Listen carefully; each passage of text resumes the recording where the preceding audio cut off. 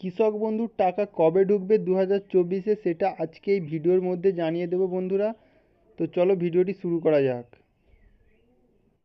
বাংলার কৃষক বন্ধুদের জন্য খুবই খুশির খবর।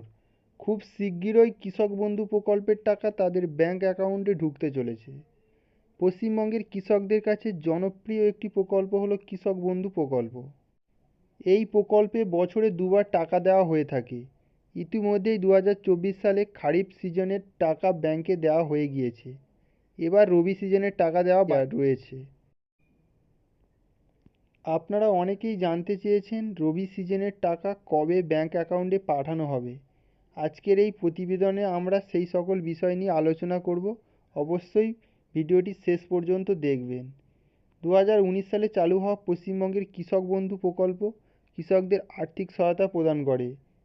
সম্প্রতি জানানো হয়েছে কৃষকরা এখন সরাসরি তাদের ব্যাংক অ্যাকাউন্টে রবি সিজনের টাকা পাবেন।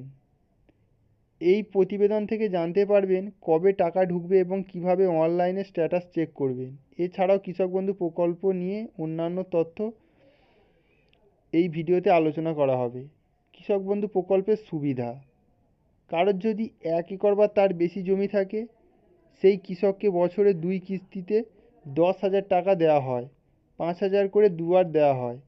কোনো কৃষকের যদি ন্যূনতম জমি থাকে 1 কাঠা বা 1 ডেসিমেল বা 40 ডেসিমেলের মধ্যে জমি থাকলে সেই কৃষককে বছরে 4,000 টাকা দেওয়া হয় 2 কিস্তির মাধ্যমে।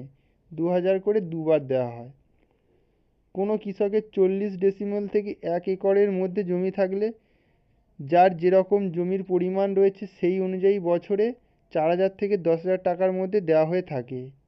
এছাড়াও কোনো কৃষক বন্ধু যদি 18 থেকে 60 বছরের মধ্যে মারা যায় তাহলে তার পরিবারকে 2 লক্ষ টাকা আর্থিক সহায়তা দেওয়া হয়ে থাকে।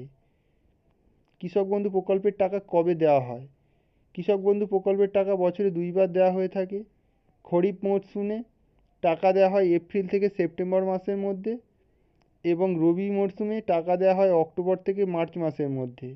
কৃষক বন্ধু অনলাইনে স্ট্যাটাস চেক করার পদ্ধতি: আধার কার্ডের মাধ্যমে চেক করা যাবে। কৃষক বন্ধু অফিসিয়াল ওয়েবসাইটে যেতে হবে। ওয়েবসাইটের লিঙ্ক আমি ভিডিও ডেসক্রিপশনে দিয়ে রেখেছি।